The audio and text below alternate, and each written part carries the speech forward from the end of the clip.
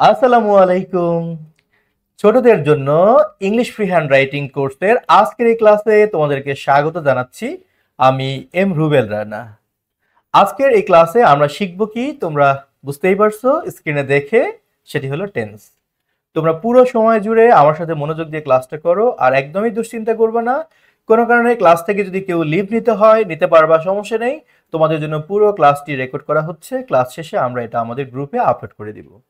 যাই হোক, যেটি বলছিলাম, টেন্স নিয়ে আমরা কথা বলবো। কেন টেন্স নিয়ে আজ কথা বলবো? আমরা আজ টেন্স নিয়ে কথা বলবো এই জন্যই, কারণ ইংলিশ ফ্রি হ্যান্ড রাইটিং বা তোমরা যদি মুক্ত হস্তে লিখতে চাও, মানে কি, তোমরা যা মন চায় ইংরেজিতে লিখতে চাও, কখনো কখনো তোমরা গল্প লিখতে চাও, তোমাদের, আমি জানি তোমাদের হাই ইমাজিনেশন, উচ্চ মাত্রার কল্পনা থেকে তোমরা অনেক গল্প লিখতে পারো, স্টোরি লিখতে পারো। ভেবেছো তুমি যদি স্টোরি লিখতে যাও ইংলিশে, তোমাকে কি লাগবে? English free hand writing skill লাগবে।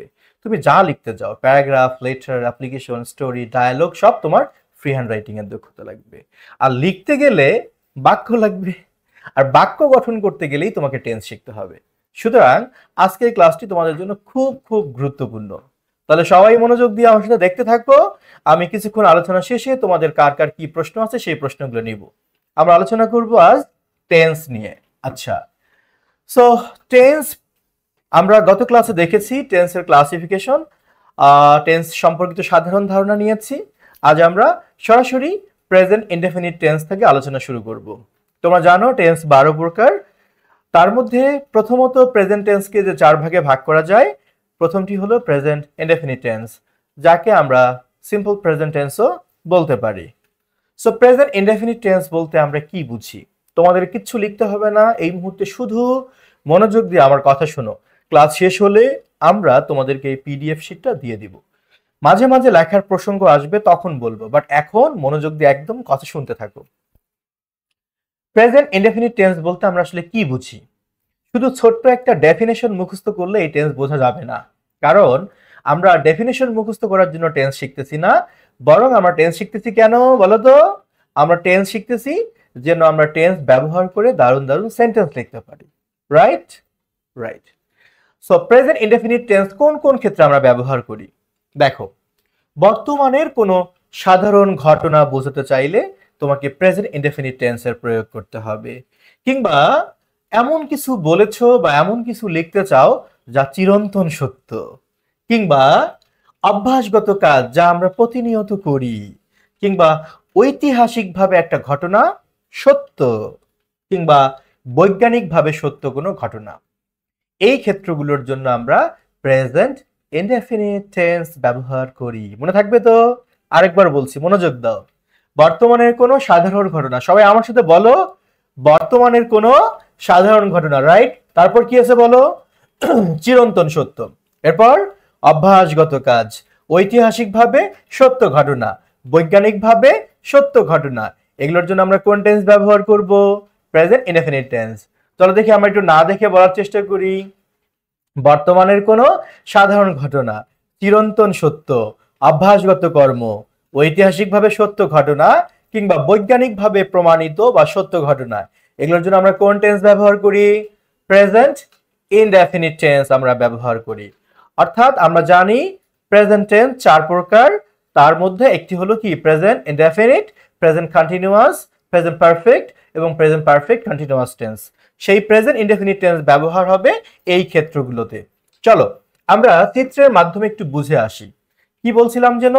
বর্তমানের কোনো সাধারণ ঘটনা বুঝালে তোমরা প্রেজেন্ট ইনডেফিনিট টেন্স ব্যবহার করবা। কিন্তু আমরা জানি যে তোমার অনেকে আছো বর্তমানের সাধারণ ঘটনা বুঝতেছো না। নো প্রবলেম, তোমাদের বোঝানোর জন্য আমরা প্রতি ক্লাসের মতো আজকের ক্লাসেও বিভিন্ন চিত্র ব্যবহার করেছি। দেখো, আমি যদি তোমাকে বলি পাখিরা আকাশে ওড়ে, পাখিরা আকাশে ওড়ে, কিংবা গরু ঘাস খায়, তাহলে গরু ঘাস খায়, পাখিরা আকাশে ওড়ে, এটা কি একদিনের ঘটনা? না, সাধারণ ঘটনা যা বর্তমানে ঘটে। তাহলে যদি আমি বলি পাখিরা আকাশে ওড়ে, এটা একটা বর্তমানে সাধারণ ঘটনা হবে। সুতরাং এই বাক্যটি প্রেজেন্ট ইনডেফিনিট টেন্স। ওকে, তারপর দেখো আমি কি বলেছিলাম? চিরন্তন সত্য বুঝালো প্রেজেন্ট ইনডেফিনিট টেন্স হয়। যেমন ধরো আমি যদি বলি সূর্য পূর্ব দিকে ওঠে, কিংবা সূর্য পশ্চিম দিকে অস্ত যায়, এটা কি চিরন্তন সত্য না? একদম চিরন্তন সত্য, কারণ এটা প্রতিদিন ঘটে এই ঘটনা। সুতরাং এটাও প্রেজেন্ট ইনডেফিনিট টেন্স। এরপর যদি আমি বলি যে ছেলেটি বা শিশুটি বা ছেলেটি তার বাবার সাথে প্রতিদিন সকালে হাঁটে।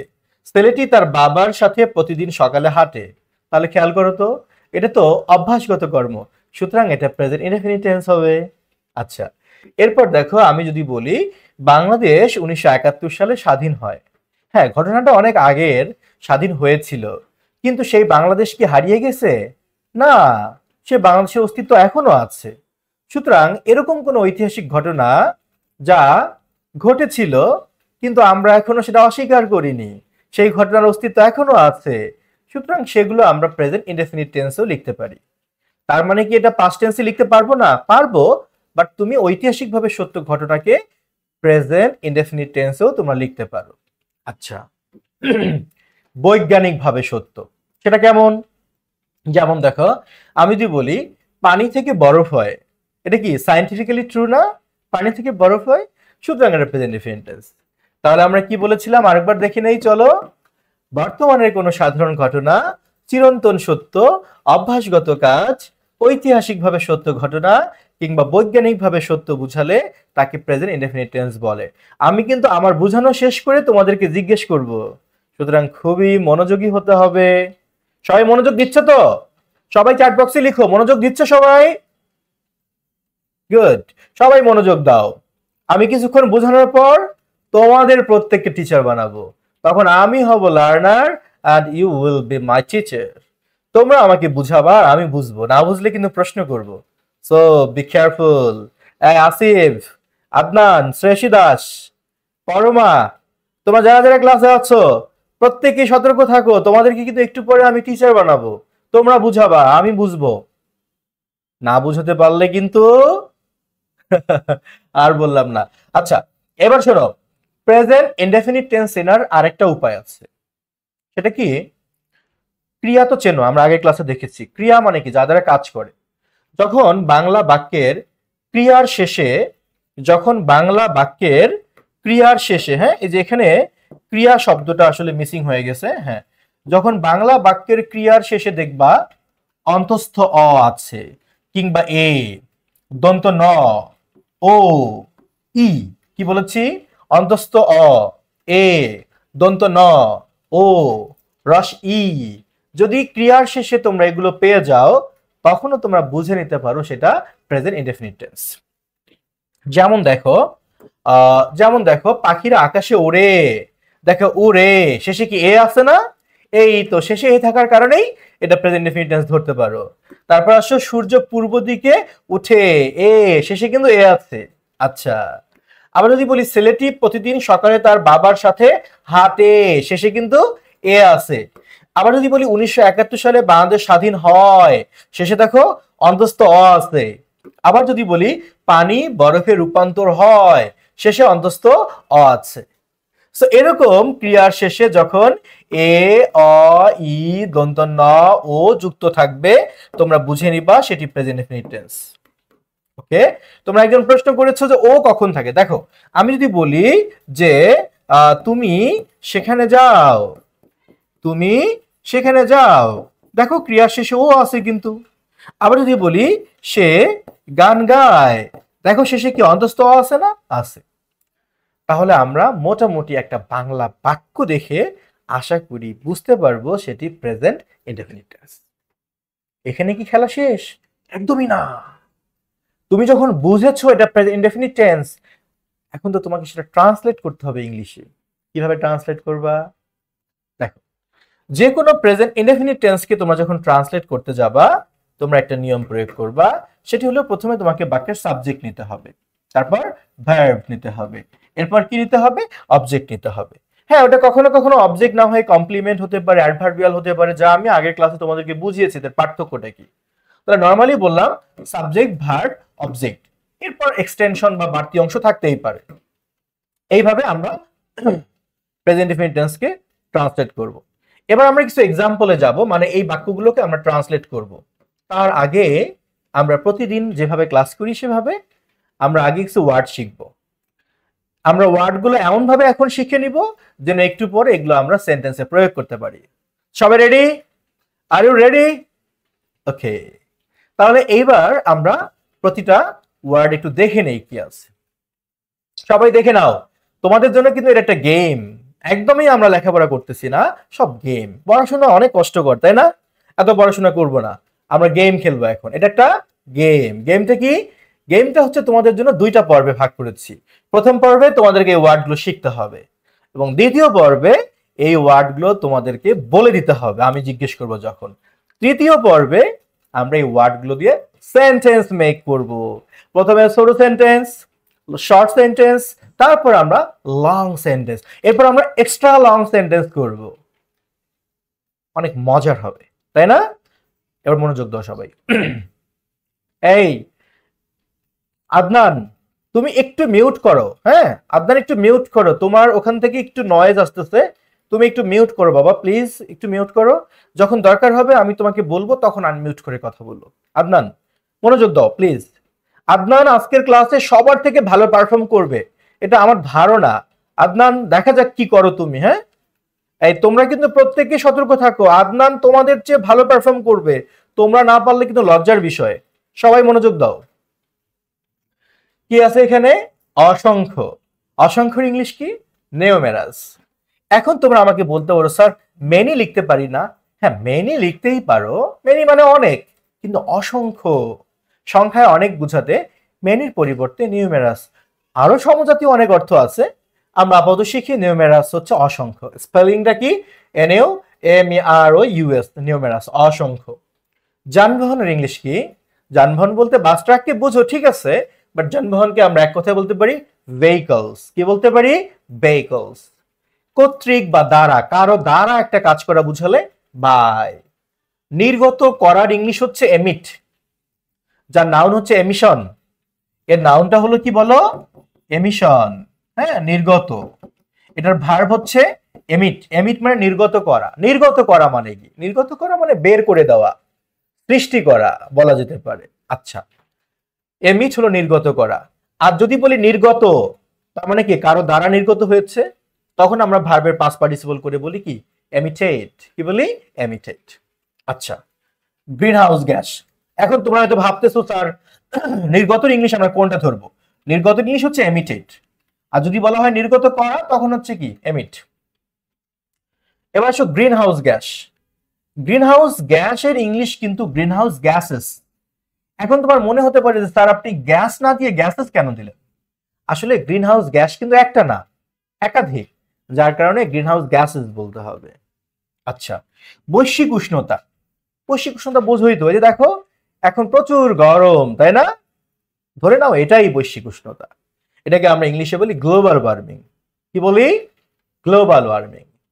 হ্যাঁ তুমি চাইলে হিটও বলতে পারো, কিন্তু দেখো সাইফ, হিট না বলে তুমি যদি ওয়ার্মিং বলো, এই টার্মটা পরিচিত ইন্টারন্যাশনালি, তো গ্লোবাল ওয়ার্মিং। আচ্ছা, বৃদ্ধি করার ইংলিশ কি? অনেক আছে, এটা ভার্ব। তোমরা ইনক্রিজ লিখতে পারো, বৃদ্ধি করা, আবার অ্যাক্সিলারেটও লিখতে পারো। অ্যাক্সিলারেট শব্দটা কিন্তু সবাই প্রয়োগ করতে জানে না, সো তোমরা যদি একটু ইউনিক ওয়ার্ড ব্যবহার করতে পারো মন্দ হয় না। তাহলে ইনক্রিজ না লিখেও কি লেখা যেতে পারে? অ্যাক্সিলারেট। অ্যাক্সিলারেট মানে কি? বৃদ্ধি করা। এ ডাবল সি ইট, এটা বানান একটু ভুল হয়েছে, এখানে ইটা হবে না। হ্যাঁ ACCLERAT, অ্যাক্সিলারেট। আমরা কারেকশন করে দেব, মানে বৃদ্ধি করা। যা, যায়ের ইংলিশ দ্যাটও হয়, হুইসও হয়, তবে সাবজেক্ট হিসেবে হুইস লিখি, যা। জলবায়ু পরিবর্তনের ইংলিশ কি? এটা তোমরা আগে থেকেই সবাই জানো, ক্লাইমেট চেঞ্জ। Climate change. জন্যর ইংলিশ কি? ফর। আর দায়ী, দায়ীর ইংলিশ মূলত রেসপন্সিবল, কিন্তু সামনে একটা বি ভার্ব হয়। যেমন আমি দায়ী, আই এম রেসপন্সিবল। তুমি দায়ী, ইউ আর রেসপন্সিবল। সে দায়ী, হি ইজ রেসপন্সিবল, কিংবা শি ইজ রেসপন্সিবল। তারা দায়ী, দে আর রেসপন্সিবল। আমরা দায়ী, উই আর রেসপন্সিবল। বুঝতে পারছো? মানে একটা বি ভার্ব লাগবে। সো আমরা আরেকবার দেখি, অসংখ্যের ইংলিশ কি? নিউমেরাস। যানবাহন ভেহিকলস, কর্তৃক বাই, নির্গত এমিটেড, গ্রিনহাউস গ্যাস, বৈশ্বিক উষ্ণতা গ্লোবাল ওয়ার্মিং, বৃদ্ধি করে এনক্রিজ অর অ্যাক্সিলারেট, যা হুইজ, জলবায়ু পরিবর্তন ক্লাইমেট চেঞ্জ, জন্য ফর, দায়ী, রেসপন্সিবল।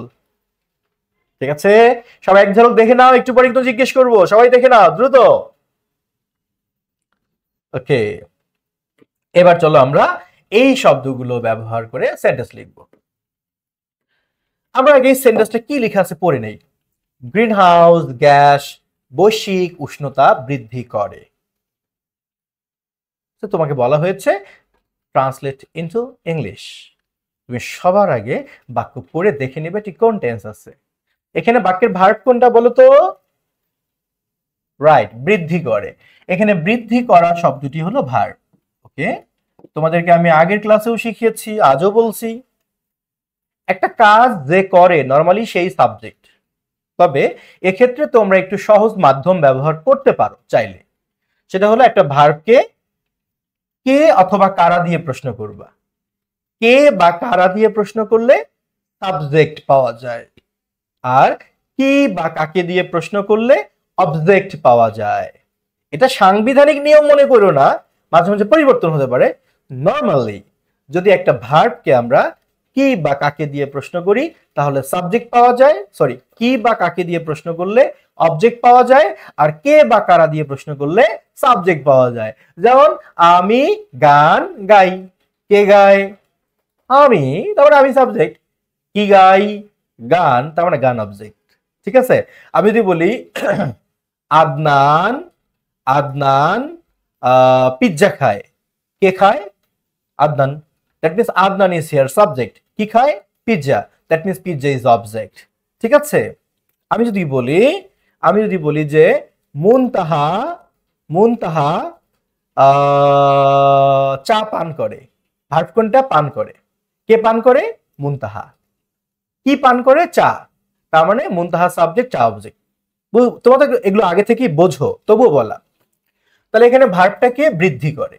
ওকে, আমি যদি বলি কি বৃদ্ধি করে, উত্তর হলো বৈশ্বিক উষ্ণতা।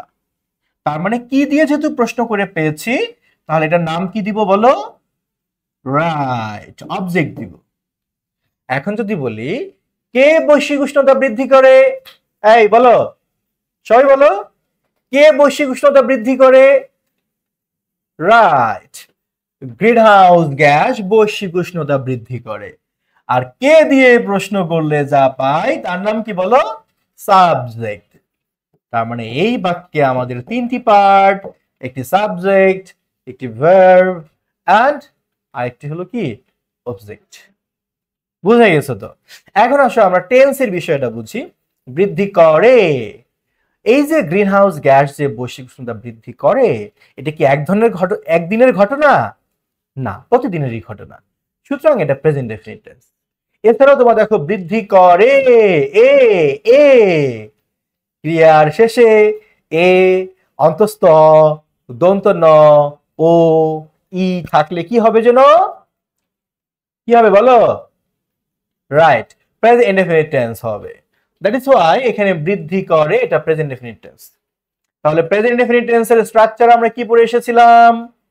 প্রথমে সাবজেক্ট নিব, তারপরে ভার্বের ভি1 ভার্বের প্রেজেন্ট ফর্ম কে বলা হয় ভি1, তারপর অবজেক্ট বা কমপ্লিমেন্ট, তারপর বাকি অংশ নিব। তাহলে আমার সাবজেক্ট কে? Green house gas. মনে আছে গ্রিন হাউস গ্যাসের ইংলিশ কিন্তু গ্রিন হাউস গ্যাস না। এই মিম বলো তো, গ্রিন হাউস গ্যাসের ইংলিশ আমি কি লিখবো? মিম বলো। Right, green house gases. Okay, আমার সাবজেক্ট পেলাম। এবার আমার ভার্ব দরকার। ভার্ব কোথায়? বৃদ্ধি করে। বৃদ্ধি করার ইংলিশ কি যেন? ইনক্রিজ বা অ্যাক্সিলারেট। তাহলে আমি লিখে দিলাম অ্যাক্সিলারেট। আচ্ছা, একটু আগে আমি দেখিয়ে দিয়েছিলাম যে অ্যাক্সিলারেট মানে ইটা হবে না, আসলে ই হবে। মাঝে মাঝে এরকম কিছু অপ্রত্যাশিত বিষয় এসে যায় মাথায়। গ্রিন হাউস গ্যাসেস অ্যাক্সিলারেট, তাহলে অ্যাক্সিলারেট বানানটা হচ্ছে ACCELERAT। ওকে, সাবজেক্ট পেলাম গ্রিন হাউস গ্যাসেস। এবার ভার্ব পেলাম। এবার সাবজেক্ট, সরি না নাফিস, এখানে আর এস যুক্ত করবে কেন? তোমার সাবজেক্ট তো প্লুরাল নাম্বার। যদি গ্রিন হাউস গ্যাস হইতো তাহলে তুমি এখানে এস যুক্ত করতে। এটা তো গ্যাসেস প্লুরাল নাম্বার, যখন subject third person plural number তখন তো আর এস বাই এর যুক্ত করা যাবে না। ওকে, সাবজেক্ট পেলাম, ভার্ব পেলাম, এবার অবজেক্ট। এবার কি বৃদ্ধি করে? বৈশ্বিক উষ্ণতা। তাহলে আমরা লিখে দিলাম গ্লোবাল ওয়ার্মিং। সবাই বুঝেছো? রাইট। তোমাদেরকে বোঝানোর সুবিধার্থে আমি আরেকবার বুঝাবো। ধরো বোর্ডে কিছুই লেখা ছিল না, আমরা এই বাক্যটাকে ট্রান্সলেট করব কিভাবে যেন? সবার আগে আমরা ভার্ব খুঁজবো। তোমাদেরকে সবসময় কি বলি? কান টানলে যেমন মাথা আসে, ভার্ব টানলে সাবজেক্টও আসে, অবজেক্টও আসে। তাহলে আমার এখানে ভার্ব কোনটা? বৃদ্ধি করে। এবার ভার্বকে প্রশ্ন করব, কি বৃদ্ধি করে? উত্তর হলো বৈশ্বিক উষ্ণতা বৃদ্ধি করে। এটা অবজেক্ট, কি দিয়ে প্রশ্ন করলে অবজেক্ট পাওয়া যায়। ওকে, বৈশ্বিক উষ্ণতাকে কে বৃদ্ধি করে? Green house gas. That means it is subject.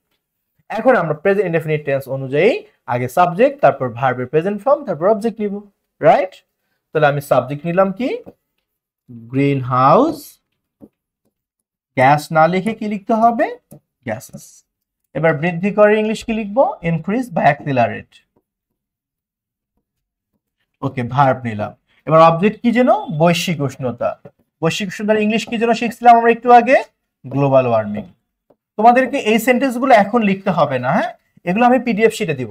শোনো, কিছু কিছু সময়ে ক্লাসের কিছু কিছু সময় থাকে, সেগুলো আমার কাছে মনে হয় খুবই গুরুত্বপূর্ণ।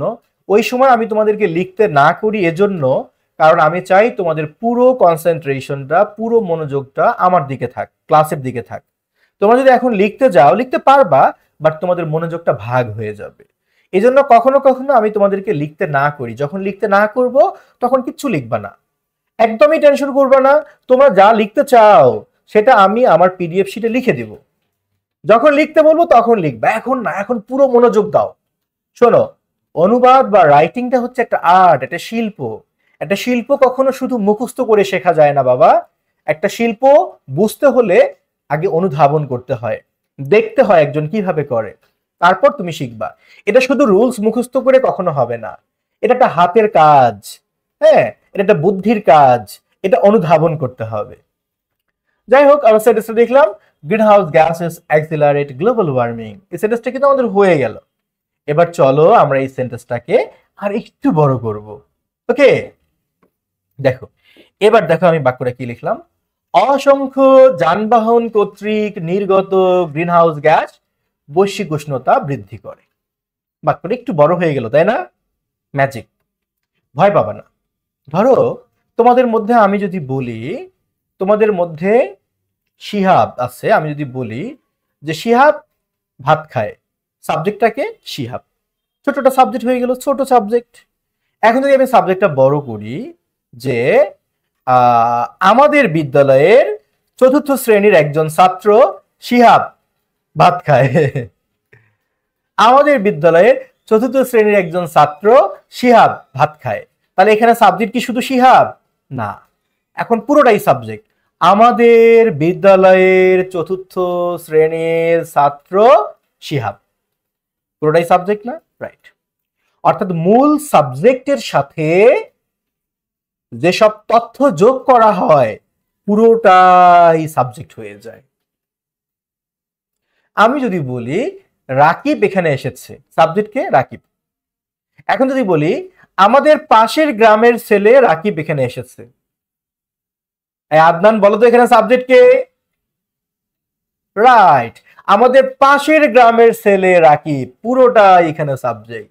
আচ্ছা, এবার আমি যদি বলি যে পাখিটি আমার পরিচিত, সাবজেক্টকে পাখিটি। এখন যদি বলি ওই আকাশে উড়ন্ত হলুদ রঙের পাখিটি আমার পরিচিত, ওই আকাশে উড়ন্ত হলুদ রঙের পাখিটি, এই পুরোটাই হয়ে যাবে বাক্যের কি? সাবজেক্ট। রাইট। তাহলে আমার এখানে বাক্যের ভার্ব কি বলতো? বৃদ্ধি করে। কি বৃদ্ধি করে?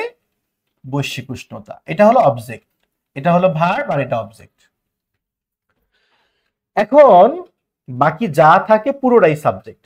কেন জানো? আমি যদি প্রশ্ন করি যে বৈশ্বিক উষ্ণতাকে কে বৃদ্ধি করে, তোমরা কি বলবা? গ্রিন হাউস গ্যাস, তাই না? তোমাদের কাছে মনে হবে এইটুকু সাবজেক্ট। এখন যদি বলি এই বাবা আমাকে বুঝাও না কোন গ্রিন হাউস গ্যাস, নাফিসা, আমাকে বুঝাও তো তুমি কোন গ্রিন হাউস গ্যাস। তখন ও আমাকে কি বলবে জানো? ও বলবে স্যার আপনি না কিছুই বুঝেন না। হ্যাঁ আমি কিছু বুঝি না, তুমি বুঝাও কোন গ্রিন হাউস গ্যাস। ও তখন কি বুঝাবে? ও বলবে স্যার তাহলে এবার শুনে নেন। হ্যাঁ শুনতে রাজি আছি, বলো। ও তখন আমাকে বুঝাবে অসংখ্য যানবাহন আছে না? হ্যাঁ আছে তো। সেই যানবাহন কর্তৃক নির্গত করা হয় কি? Green house gas. সেই গ্রিন হাউস গ্যাসের কথা বলছে। ও আচ্ছা, এবার বুঝলাম। তার মানে অসংখ্য যানবাহন কর্তৃক নির্গত গ্রিনহাউস গ্যাস, এই পুরোটাই হলো বাক্যের সাবজেক্ট। নাফিসা এভাবেই বুঝায়। নাফিসাকে যখন আমি ক্লাস জিজ্ঞেস করি আমাকে এটা বুঝাও তো, ও একদম অস্থির হয়ে যায়। আজকে ক্লাসে নাফিসা অবশ্য নেই উপস্থিত। তাহলে অসংখ্য যানবাহন কর্তৃক নির্গত গ্রিনহাউস গ্যাস পুরোটাই বাক্যের কি হলো? সাবজেক্ট হলো। তোমরা এখন ভয় পাচ্ছ? ভয় পাওয়ার দরকার নেই। মেহু না, আমি আছি না? আমি আছি তো। তোমাদের কাজ হলো আমার কথা মনোযোগ শোনা। তোমরা জানো আমরা প্রেজেন্ট ইনডেফিনিট টেন্সকে ট্রান্সলেট করতে গেলে আমরা প্রথমে সাবজেক্ট নেই, তারপর V1, তারপর অবজেক্ট নেই, রাইট? রাইট। এর আগের বাক্য তোমরা তাই করেছো। বাট এখন কি? এখন সাবজেক্টটা একটু লং হয়ে গেছে, তাই তো? ওকে, তোমরা একটা স্লোগান সবসময় মনে রাখবা। সেটা কি?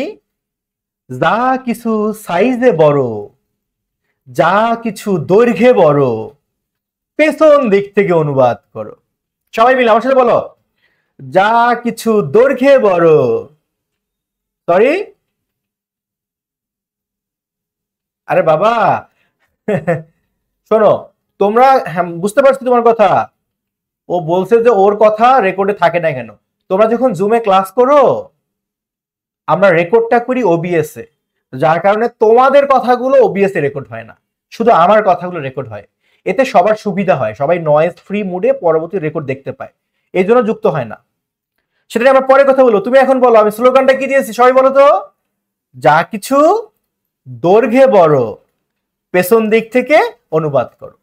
মানে হলো যখন দেখবা কয়েকটা শব্দ মিলে বাক্যের সাবজেক্ট গঠিত হয়েছে, কিংবা কয়েকটি শব্দ মিলে বাক্যের অবজেক্ট গঠিত হয়েছে, কিংবা কয়েকটি শব্দ মিলে বাক্যের বিশাল বড় ভার্ব গঠিত হয়েছে, এদেরকে অনুবাদ করতে হবে পেছন দিক থেকে। তাই তো বলি যা কিছু দৈর্ঘ্যে বড়, পেছন দিক থেকে অনুবাদ করো। তাহলে সাবজেক্টটা দৈর্ঘ্য এখন বড় না? রাইট। সাবজেক্টটা দৈর্ঘ্য যেহেতু বড়, সাবজেক্টটা দৈর্ঘ্য যেহেতু বড়, কমাতে হবে। তাহলে আমাকে পেছন দিক থেকে অনুবাদ করতে হবে। তাহলে বলো তো আমার পেছনের পার্টটা কি? Green house gas. মনোযোগ দাও। তাহলে আমি লিখলাম গ্রিন হাউস গ্যাসেস। অনেক মজা, খেয়াল করো। জাস্ট পেছন থেকে তোমরা আসবা, এটুকু ইংলিশ লিখে ফেললাম। এবার নির্গতর ইংলিশ কি যেন একটু আগে বলছিলাম, মনে আছে? যেহেতু কারো দ্বারা নির্গত হয় তাহলে পাস্ট পার্টিসিপল, তাহলে এমিটেড, নির্গত। জাস্ট পেছন থেকে আসবা প্লিজ, হ্যাঁ মনোযোগ দাও। নির্গত। নাফিজ, তুমি মনোযোগ দিচ্ছ না কিন্তু। তোমার ওখান থেকে তুমি যেন কার সাথে কথা বলতেছো আমি খেয়াল করতেছি। Nafiz, can you listen to me? মনোযোগ দাও। দেখো তুমি যদি এখন মনোযোগ না দাও তাহলে সবাই তোমাকে হার মানাবে। তুমি হারতে চাও? এই তোমরা কি কেউ লুজার হতে চাও? তাহলে মনোযোগ দাও সবাই। You have to be winners, not losers. Loser হওয়া যাবে না জীবনে, উইনার হতে হবে সবসময়। কি বলেছিলাম? সাবজেক্ট সাইজে বড় হলে অনুবাদ করতে হবে কোন দিক থেকে? পেছন দিক থেকে। তাহলে পেছনের পার্ট গ্রিন হাউস গ্যাস নিলাম। তারপর নির্গতর ইংলিশ কি? এমিটেড। এবার কর্তৃকের ইংলিশ কি জন্য? বাই। কর্তৃক বা দ্বারা বাই। এবার কি কর্তৃক বলো? অসংখ্য যানবাহন। হ্যাঁ, যানবাহনের ইংলিশটা আগে লেখার কথা, কিন্তু যেহেতু যানবাহনের সামনে একটা সংখ্যা আছে, সংখ্যাকে আগে নিতে হয়। তাহলে অসংখ্য যানবাহনের ইংলিশ কি হবে? Numerous vehicles. তাহলে আমার সাবজেক্টে কি হয়ে গেল বলো? Greenhouse gases emitted by numerous vehicles, এই পুরোটাই হলো আমার বাক্যের কি বলো সাবজেক্ট। এবার আমরা কি নিব, রাইট। এবার আমরা ভার্ব নিব। What is the verb? The verb is বৃদ্ধি করে, তার মানে আমি আবারও অ্যাক্সিলারেট লিখব। ওকে, শোনো তোমাদের একটা জিনিস শিখাই দেই। একটা সাবজেক্ট যত বড় হোক, একটা সাবজেক্ট যত লং হোক, কোনো সমস্যা নেই। তোমরা ভার্বটা সিঙ্গুলার হবে নাকি প্লুরাল হবে সেটা অনুমান করবা সাবজেক্টের প্রথম নাউনটি দেখে। বোঝনি? বোঝাই। একটা সাবজেক্ট যত বড় হোক, ওই সাবজেক্টের আসল সাবজেক্ট হলো প্রথম নাউনটি। এই জন্য প্রথম নাউনটি সিঙ্গুলার হলে ভার্ব হবে সিঙ্গুলার, প্রথম নাউনটি প্লুরাল হলে ভার্ব হবে কি প্লুরাল। তাহলে আমার এটা অনুযায়ী ভার্ব নিলাম অ্যাক্সিলারেট, সাবজেক্ট পেলাম, ভার্ব পেলাম। এবার আমার কি দরকার বলো, অবজেক্ট দরকার। অবজেক্ট কোনটা, কি নির্গত করে, বৈশ্বিক উষ্ণতা, তার মানে গ্লোবাল ওয়ার্মিং। তাহলে পুরো সেন্টেন্সটা কি হলো দেখো, greenhouse gases emitted by numerous vehicles accelerate global warming। দেখেছো তোমার ইয়া বড় সেন্টেন্স লিখেছো। শোনো, আমার খুব ইচ্ছা, আমার খুব শখ, তোমাদের এই ফ্রি হ্যান্ড রাইটিং কোর্সটি শেষ হলে আমি তোমাদেরকে নিয়ে একদিন একটা ফেসবুকে লাইভ করব। এটা আমার খুবই একটা ইচ্ছা, একটা শখের বিষয়, আমার একটা আশা। ওই দিন লাইভে আমি, এটা তো ছোট বাক্য, এর থেকেও অনেক বড় বড় সেন্টেন্স দিব যেগুলো বড়রা অনুবাদ করতেও অনেক হিমশিম খাবে, আর তোমরা সেগুলো নিমিষেই অনুবাদ করে দেখাই দিবা লাইভে এই জাতিকে তোমরা প্রত্যেকে বুঝিয়ে দিবা যে পৃথিবী থেমে নেই। তুমি ক্লাস 4-এ পড়ো বলেই তোমাকে এখনো আম পাতা জোড়া জোড়া, মারবো চাবুক, চড়বো ঘোড়া, এই ছড়া পড়ে চলতে হবে, ব্যাপারটা এমন না। বিশ্ব এগিয়ে গেছে। এখন ক্লাস 2-তে পড়ে বাচ্চারা কোডিং শিখতেছে, ক্লাস 2, 3, 4-এ পড়ে বাচ্চারা এআই আর্টিফিশিয়াল ইন্টেলিজেন্সের নলেজ নিচ্ছে। ইংলিশ ফ্রি হ্যান্ড রাইটিং তো মামুলি বিষয়। এটা কেন বললাম জানো, অনেকে আছে, তোমরা তো সচেতন, অনেকে আছে যারা ক্লাস 4-এ, 5, 6-এ বা 3-তে ছেলে মেয়ে পড়ে, এই সময় ইংলিশ ফ্রি হ্যান্ড রাইটিং এর গুরুত্ব দেয় না। তারা কি হয়, বড় হয়ে সারা জীবন ইংলিশে দুর্বল থেকে যায়। অথচ উচিত কি, ফাউন্ডেশনে, মানে যখন তোমরা প্রাইমারি লেভেলে পড়ো সেই ফাউন্ডেশন লেভেলটাকেই মজবুত করা উচিত, কিন্তু আমরা উল্টা কাজ করি, এই হচ্ছে সমস্যা। যাই হোক, আবেগে বলে ফেললাম। সো তোমরা আমার আশাটা প্রত্যেকেই পূরণ করবা, তোমরা এমন ভাবে শিখবা পুরো কোর্স শেষের জন্য আমি জাতিকে দেখাতে পারি যে তোমরা ক্লাস 4, 5-এ পড়েও ইংলিশ ফ্রি হ্যান্ড রাইটিং এ কতটা দক্ষ হতে পারো, এটা আমি দেখাবো খুব শীঘ্রই। এটা কেন বললাম জানো, আমাদের নতুন একটা ফ্রি হ্যান্ড রাইটিং এর কোর্স আমরা শুরু করতে যাচ্ছি। অনেকে আমাদেরকে নক দেয়, দিয়ে বলে আমার বাচ্চা ক্লাস 4-এ পড়ে, ও কি পারবে? ভাই কেন পারবে না, আমরা আছি কেন, আমরা ওকে শেখাবো। আপনি কিছু সাহস করে যুক্ত করান, বাট এই সাহসই অনেকেই করে না। ফলাফল কি, ওকে আর শেখানো হয় না। অথচ দেখো তোমরা কত সুন্দর পারতেছো। পরের সেন্টেন্সে যাই আমরা। এবার দেখো বাক্যটা একটু বড় হয়েছে। অসংখ্য যানবাহন কর্তৃক নির্গত গ্রিনহাউস গ্যাস বৈশ্বিক উষ্ণতা বৃদ্ধি করে, যা জলবায়ু পরিবর্তনের জন্য দায়ী। এবার বাক্যটা একটু বড় হয়ে গেছে না? রাইট, ভয় পাবা না, মনোযোগ দাও। যখন দেখবা বাক্য এক্সট্রা লং হয়ে গেছে, তখন কি করবা? কনজাংশন তো চেনো, আমরা কনজাংশনের ক্লাসে পড়েছিলাম, এবং, সুতরাং, তাই, যে, এগুলো তো কনজাংশন, রাইট?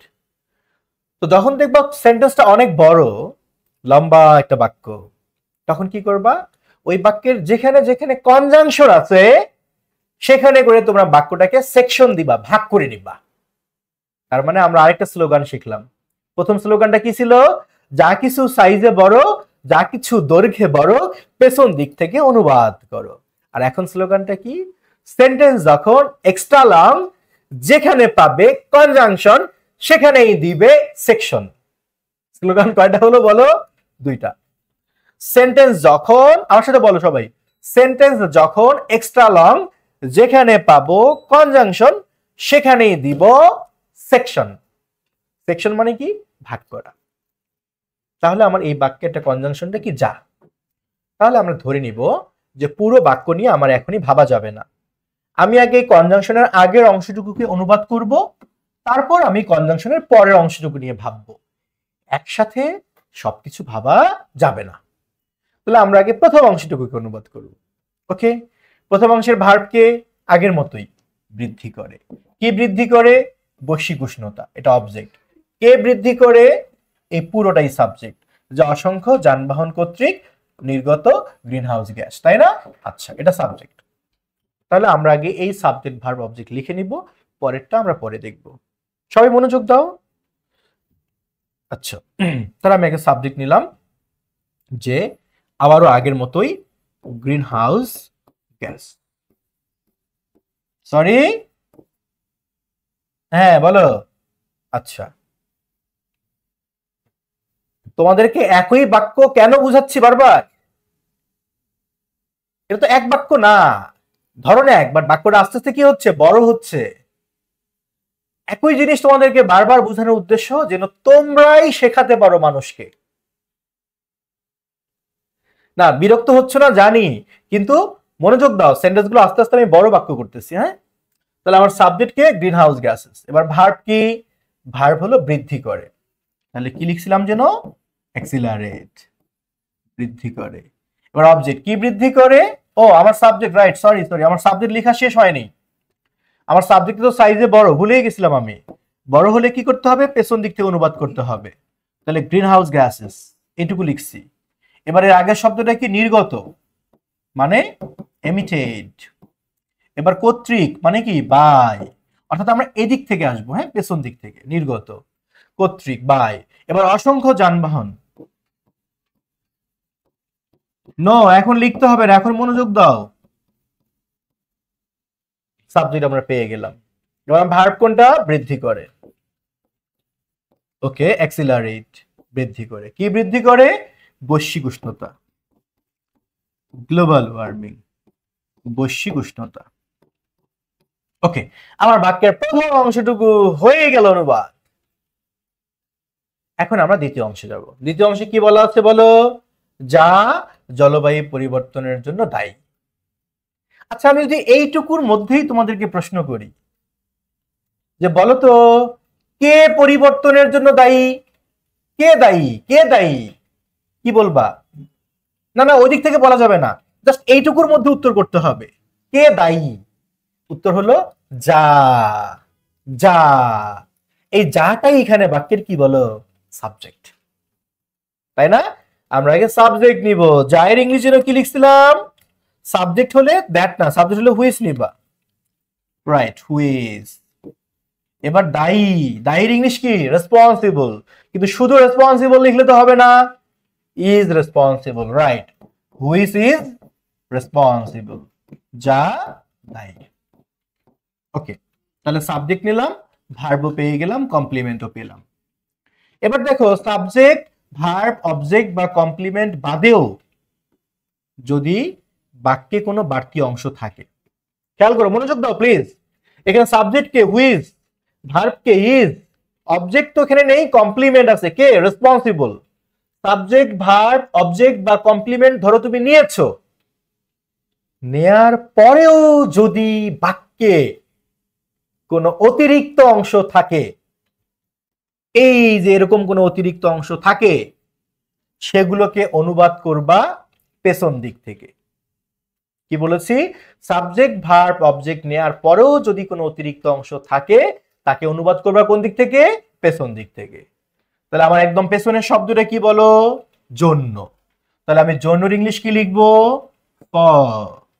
এবার কিসের জন্য? জলবায়ু পরিবর্তন, ক্লাইমেট চেঞ্জ।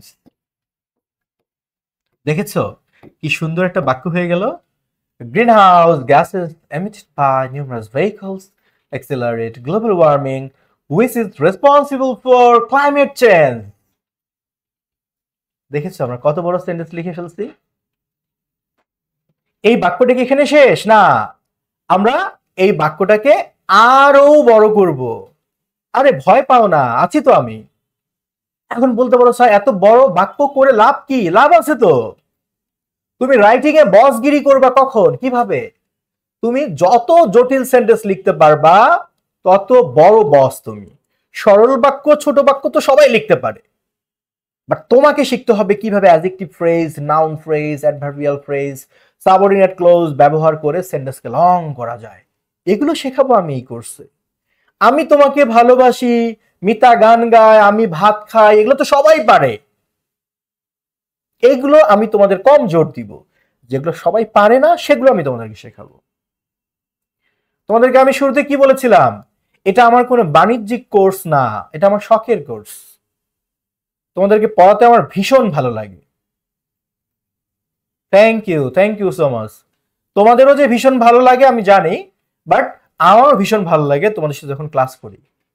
তোমরা এক একজন কি ভালো না, সবাই কি মেধাবী তোমরা, তোমাদের বুদ্ধি মাঝে মাঝে অনুভব করে আমি অবাক হই, আমার মাথায় কেন এত বুদ্ধি আসে না। আদনান, আমাকে বলো তো আমার মাথায় কেন তোমাদের মতো বুদ্ধি আসে না?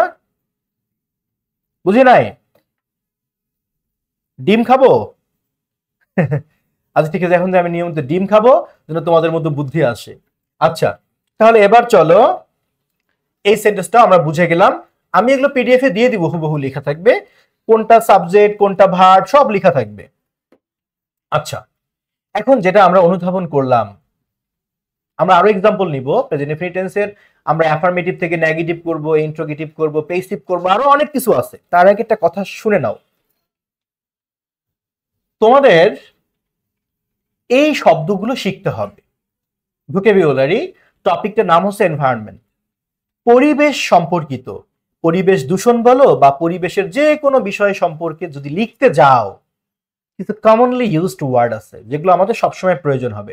পরিবেশ নিয়ে তুমি এসে, প্যারাগ্রাফ, গল্প, ফিচার যাই লিখতে যাও, তোমার এই ওয়ার্ডগুলো র্যান্ডমলি প্রয়োজন হবে, সেগুলো শিখতে হবে। আমি তোমাদেরকে এগুলো একবার পড়াই দিব, তার আগে একটু ধারণা দিচ্ছি।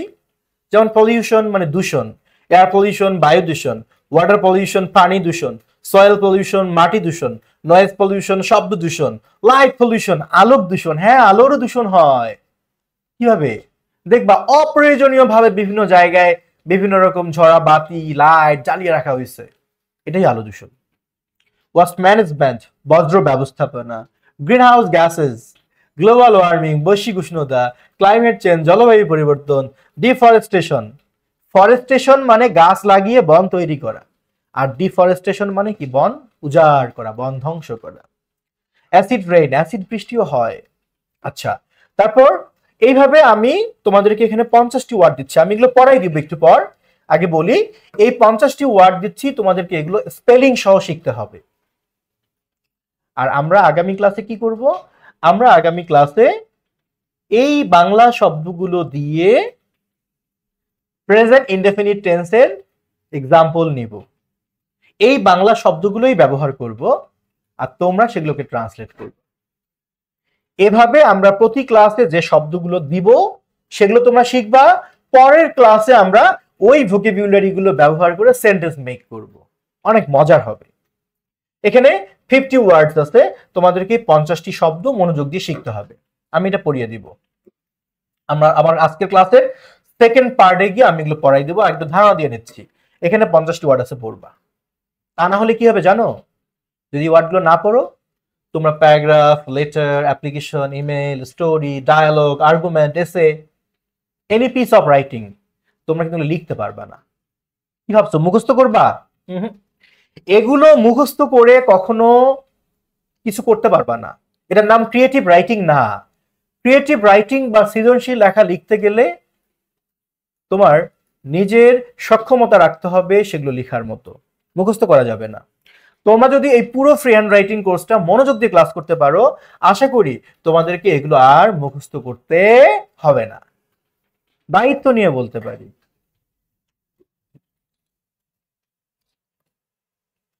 কি বলেছো?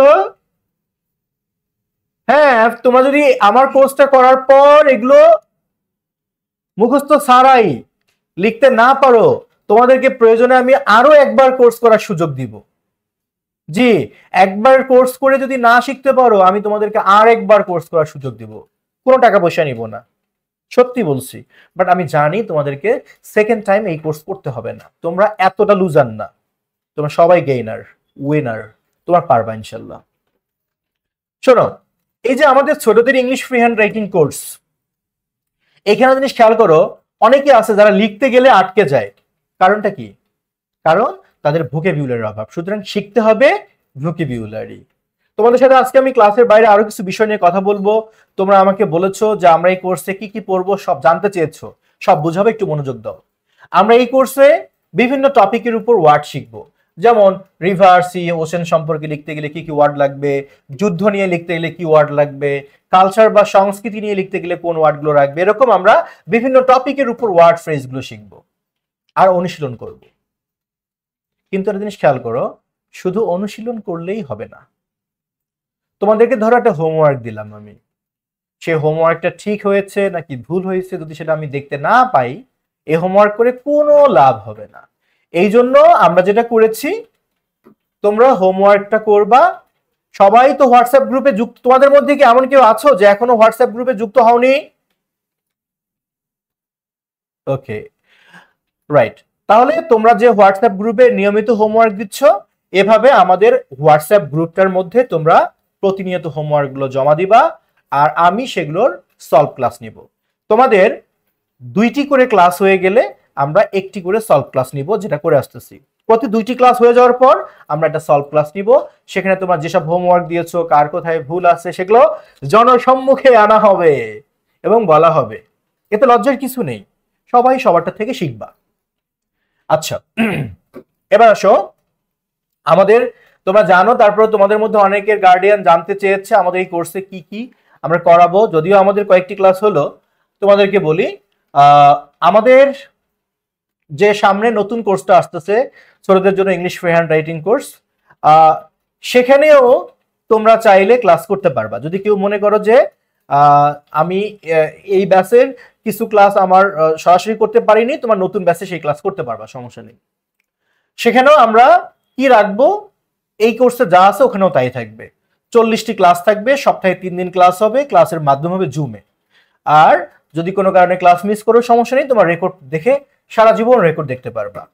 শোনো, এই কোর্সে আমাদের কি কি থাকবে, যেমন আমরা লেকচার 1-এ কি কি পড়েছিলাম মনে আছে তোমাদের? আচ্ছা, আমরা লেকচার 1-এ subject, direct object, indirect object, complement, adverb of manner, adverb of place, adverb of time, adverb of reason, vocabulary, এগুলো শিখবো। মানে লেকচার 1-এ আমরা নতুন ব্যাচের ক্ষেত্রেও তাই করব, যে এই বেসিক বিষয়গুলো আমরা শিখবো, যেন কোনটা সাবজেক্ট, কোনটা অবজেক্ট, কোনটা কমপ্লিমেন্ট, তোমরা একটু চেনো। তোমাদেরকে আগে আমি যেভাবে শিখাইছি, নতুন ব্যাচেও আমরা তাই করব। এই জিনিসগুলো শিখতে হবে। এবার লেকচার 2-তে গিয়ে, লেকচার 2, 3, 4 তিনটা লেকচারে আমরা কি শিখবো? হাউ টু মেক সেন্টেন্সেস, কিভাবে অ্যাসার্টিভ সেন্টেন্স করতে হয়, কিভাবে ইন্টারোগেটিভ সেন্টেন্স করতে হয়, কিভাবে ইম্পারেটিভ সেন্টেন্স করতে হয়, কিভাবে অপটেটিভ সেন্টেন্স করতে হয়, কিভাবে এক্সক্লামেটরি সেন্টেন্স হয়। আমরা এগুলো এক ক্লাসে না, 3টা ক্লাসে শিখবো। আচ্ছা, সেন্টেন্স। এরপরে আমরা শিখবো গঠন অনুসারে যে বাক্য 3 প্রকার, সিম্পল, কমপ্লেক্স, কম্পাউন্ড সেন্টেন্স। আচ্ছা, তারপর আমরা কি শিখবো? Degree, positive degree, comparative degree, superlative degree, এগুলো আমরা শিখবো। ওকে, এরপরে আসবে how to make sentences with positive verb. Verb দিয়ে কিভাবে আমরা সেন্টেন্স তৈরি করব। Make, let, get, have, had, help, এগুলো দিয়ে কিভাবে সেন্টেন্স তৈরি করা যায়। এরপরে how to make sentence with modal. Modal verb দিয়ে কেমন সেন্টেন্স তৈরি করব, যেমন can, could, shall, should, will, would, এগুলো দিয়ে কিভাবে সেন্টেন্স তৈরি করা যায়। এরপর যেমন তোমরা আজকের লেকচারটা করলাম, প্রেজেন্ট ইনডেফিনিট টেন্স। তাহলে এর আগের লেকচার তো তোমরা করেছো। এই যে প্রেজেন্ট টেন্স আমরা এখান থেকে শুরু করলাম। আমরা প্রথম ক্লাসে কি শিখছিলাম? আমরা শিখেছিলাম প্রেজেন্ট টেন্সের মানে বেসিক বিষয়গুলো। এখন আমরা কি শিখবো? এখন আমরা শিখবো প্রেজেন্ট ইনডেফিনিট টেন্সকে, প্রেজেন্ট কন্টিনিউয়াস টেন্সকে, প্রেজেন্ট পারফেক্ট টেন্সকে কিভাবে ব্যবহার করে অ্যাক্টিভ ভয়েস, প্যাসিভ ভয়েস এগুলো শেখা যায়। তারপর প্রেজেন্ট টেন্সের ক্লাস শেষ হয়ে গেলে আমরা পাস্ট টেন্সে যাব, পাস্ট টেন্সের ক্লাস শেষ হয়ে গেলে আমরা ফিউচার টেন্সে যাব। ওকে, এভাবে টেন্স যখন শেষ হয়ে যাবে তখন আমরা শিখব কিভাবে ক্লোজ ফ্রেজ ব্যবহার করে সেন্টেন্সকে লং করা যায়, কিভাবে অ্যাডজেক্টিভ ক্লোজ, অ্যাডভার্বিয়াল ক্লোজ ব্যবহার করা যায়, এগুলো আমরা শিখব। তোমাদেরকে এগুলো শেখানো ভীষণ কষ্টকর হবে আমি জানি, কিন্তু আমি শেখাবো। তোমাদেরকে শেখানো সম্ভব, কঠিন বাট অসম্ভব না, সম্ভব। আমরা ফ্রেজ ক্লোজ শেখার পর তারপর আমরা যাব the art of making long sentence. তখন আমরা বড় বড় বাক্য লিখতে গেলে আর সমস্যায় পড়বো না ইনশাল্লাহ। এপিসোড 1, আর প্রতি ক্লাসে তো ভোকাবুলারি থাকবেই। আচ্ছা, এপিসোড 1 শেষ হলে এপিসোড 2 তে যাব, তারপর এপিসোড 3 তে যাব, এপিসোড 4 এ যাব, এপিসোড 5 এ যাব, 5টা এপিসোড থাকবে। শুধু কি বাংলা থেকে ইংলিশ অনুবাদ করা শিখলে হবে না, ইংলিশ থেকে বাংলা তো শিখতে হবে। এরপরে আমরা শিখবো the art of translation from English into Bengali, কিভাবে ইংলিশ থেকে বাংলা অনুবাদ করতে হয় সেটা আমরা শিখব। আচ্ছা, ইংলিশ থেকে বাংলা অনুবাদ করা শিখতে যদি পারো তোমরা ইংলিশ নিউজ পেপারটাও বাংলায় অনুবাদ করতে পারবা, এবং ওইটা আমার সার্থকতা হবে। তোমরা যেদিন ইংলিশ নিউজ পেপার পড়ে তোমাদের প্যারেন্টসদেরকে শোনাতে পারবা যে বাবা বা মা দেখো আমি এই ইংলিশ নিউজ পেপারের পুরো খবরটা তোমাকে বাংলায় বুঝিয়ে দিচ্ছি, ও ওই দিন আমার শান্তি, ওই দিন আমার মনে হবে যে তোমাদেরকে কিছু শেখাতে পারছি। ইংলিশ থেকে বাংলা অনুবাদের উপর এপিসোড 1, 2, 3 3টা এপিসোড থাকবে। এরপরে আমরা শিখবো কিভাবে লেটার লিখতে হয়, লেটার রাইটিং এর উপর 2টা এপিসোড, কিভাবে অ্যাপ্লিকেশন লিখতে হয় তার উপর 2টা এপিসোড, কিভাবে প্যারাগ্রাফ লিখতে হয় এর উপর 2টি এপিসোড, এরপরে কিভাবে স্টোরি লিখতে হয়, স্টোরির পরে কিভাবে ডায়ালগ লিখতে হয়, কিভাবে আর্গুমেন্ট লিখতে হয়, কিভাবে এসে লিখতে হয়, এগুলো আমরা সবই শিখবো। অর্থাৎ এই কোর্সে তোমাদের 40টি লেকচার থাকবে। তবে আসলে 40টি না, আমি আরো বেশি ক্লাস দিব, বাট আমি কথা দিচ্ছি 40টি ক্লাসের যেন আমি কথা রাখতে পারি। তবে তোমরা ধরে নাও আমি তোমাদেরকে আরো 5-6টা এক্সট্রা ক্লাস দিয়ে দিব। যেমন আজকে আমরা প্রেজেন্ট ইনডেফিনিট টেন্সের উপর ক্লাস করতেছি, আমি এর আগের ক্লাসেও কিন্তু টেন্সের বেসিক সম্পর্কে তোমাদের ধারণা দিয়েছি, বাট ওটাকে আমি ক্লাস হিসেবে কাউন্ট করিনি, বুঝতে পারছো? আজকের ক্লাস থেকে কাউন্ট করতেছি। এভাবে তোমাদেরকে আমার আসলে 40টি ক্লাস কথার কথা, বাট প্রয়োজনে তোমাদেরকে আমার যতগুলো ক্লাস লাগবে আমি সবই দিব। উদ্দেশ্য একটাই, তোমরা এমনভাবে শিখবা, তোমরা ক টাকা কোর্স ফি দিয়ে ভর্তি হয়েছো দ্যাট ডাজন্ট ম্যাটার। ওইটা যদি ম্যাটার করতোই তাহলে আমি এক্সট্রা ক্লাসগুলো দিতাম না। আমার কথা, তোমাদের সাথে ক্লাস করে আমারই ভালো লাগে, আমি মজা পাই, ঠিক আছে? তো এই হচ্ছে আমাদের ইংলিশ ফ্রি হ্যান্ড রাইটিং কোর্সের আউটলাইন। এবার চলো আমরা আমরা যে আলোচনায় ছিলাম সেখানে আমরা চলে যাব। তবে তোমাদেরকে বলে রাখি, তোমাদের যারা ফ্রেন্ডস আছে যারা আমাদের নতুন ইংলিশ ফ্রি হ্যান্ড রাইটিং কোর্সে যুক্ত হতে চায় তাদেরকে কিন্তু অবশ্যই বলে দিবা যে আমাদের নতুন ইংলিশ ফ্রি হ্যান্ড রাইটিং কোর্সে যুক্ত হতে পারে। এবং জানো তো আমাদের কিন্তু মাস্টারিং স্পোকেন ইংলিশ কোর্স শুরু হতে যাচ্ছে। ছোটদের জন্য একটি কোর্স, বড়দের জন্য একটি কোর্স, আলাদা আলাদা কোর্স। সেখানে আমরা অন্যদের মতো তোতা পাখির মতো করে বাক্য মুখস্থ করাবো না, এটুকু দায়িত্ব নিয়ে আমি বলতে পারি। আমি দেখাবো কিভাবে ন্যাচারালি ইংরেজিতে কথা শেখানো যায় উইদাউট মেমোরাইজিং এনি রুলস। হ্যাঁ, ওয়ার্ড মুখস্থ করতে হবে, বাট রুলস মুখস্থ ছাড়াই কিভাবে স্পোকেন ইংলিশে দক্ষ হওয়া যায় এটা আমি দেখানোর একটা চ্যালেঞ্জ নিয়েছি। তোমাদের ফ্রেন্ডসদেরকে বলবা যারা এই কোর্সে যুক্ত হতে চায় তাদেরকে আমাদের এই ফোন নাম্বারটা দিয়ে দিও। এটা আমাদের কোর্স কোঅর্ডিনেটরের নাম্বার 01605299524। তোমাদের রেফারেন্সে কেউ ভর্তি হলে আমরা অবশ্যই একটা ডিসকাউন্ট রাখবো।